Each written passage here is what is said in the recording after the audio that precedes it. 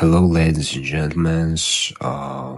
Today we're going to read about Napoleon. So, Napoleon Bonaparte was born on August 15, 1769, on the island of Corsica, a year after France had acquired it from the Republic of Genoa. His family, though of minor Italian nobility, was not wealthy.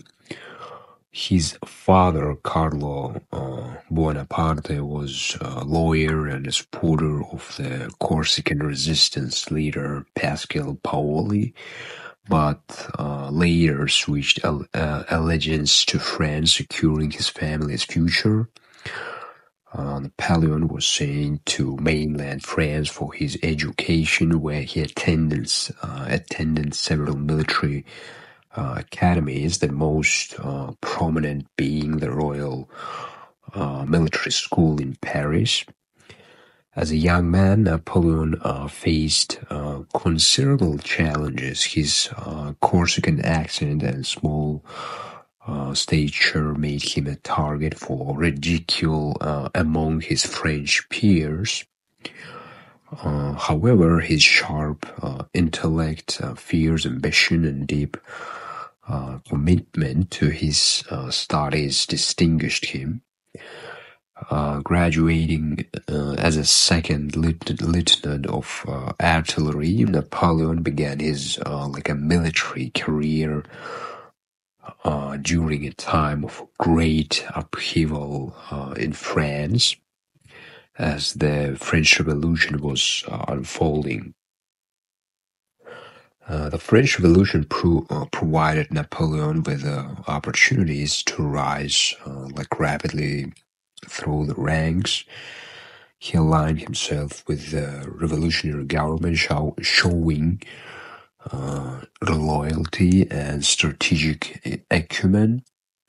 His big break came during the siege of Toulon in 1793, where he played a crucial role in recapturing the city from royalist forces, earning him a promotion to a brigadier general at just 24 years old.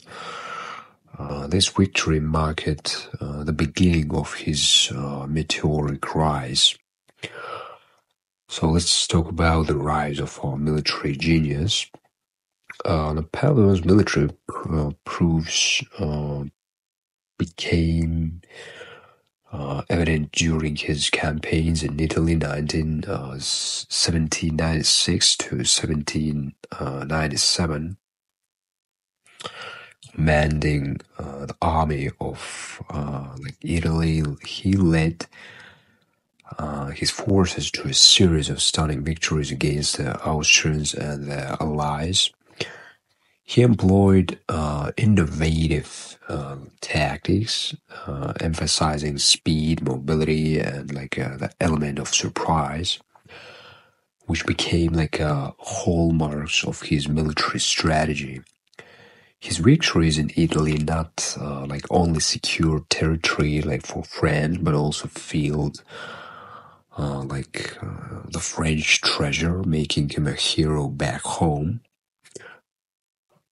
Napoleon's success in Italy brought him to the attention of the French government, and he was soon given command of an expedition to Egypt in 1798. The campaign aimed to undermine British access to India, but it was also part of Napoleon's grander vision of empire. In Egypt, Napoleon won the Battle of the Pyramids, securing Cairo, but his fleet was destroyed by the British at the Battle of the Nile, cutting off his forces from France. Despite the mixed results in Egypt, Napoleon's political instincts were as sharp as his military ones. learning of political instability in France, he abandoned his army and returned to Paris, where he played a key role in the coup of 18 Brumaire, November 1799. This coup overthrew the Directory, and Napoleon emerged as the first consul of France, effectively becoming the ruler of the country at just 30 years old. Next one, Napoleon the Emperor. As first consul, Napoleon set about consolidating power and implementing wide-ranging reforms. He centralized the administration, reforming the tax system, and established merit-based civil service. He also thought to stabilize France's turbulent political landscape by reconciling with the Catholic Church through the Concordat of 1801, which re-established the Church's position in France while maintaining the state's dominance. In 1804, Napoleon crowned himself Emperor of the French. This act, where he took the crown from the Pope's hands and placed it on his own head, symbolized his belief that his authority came from his own achievements rather than any divine right or traditional legitimacy. As Emperor, Napoleon embarked on a series of military campaigns known as the Napoleonic Wars, which saw France expand its influence across Europe. Napoleon's rule was marked by both domestic reforms and relentless military campaigns. He introduced the Napoleonic Code, a comprehensive legal framework that has abolished feudal privileges, ensured the equality of all men before the law, and protected private property. This code would have led lasting impact, influencing legal systems around the world. However, his quest for a dominance led to continuous warfare. While he achieved significant victories, such as Austerlitz in 1805, his empire began to overextend.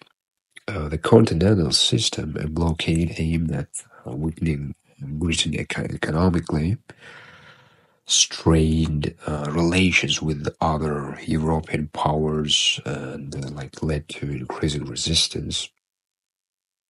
Next step of Napoleon's life is biggest battle. Napoleon's military career was defined by a series of key battles that showcased both his strategic genius and the eventual limitations of his ambition. The Battle of Austerlitz in 1805 is often regarded as his greatest victory. Facing the combined forces of Russia and Austria, Napoleon outmaneuvered his enemies with a brilliant tactical feint, drawing them into a trap that led to their decisive defeat. This victory solidified his reputation as one of the greatest military commanders in history. The Peninsular War, however, presented a challenge.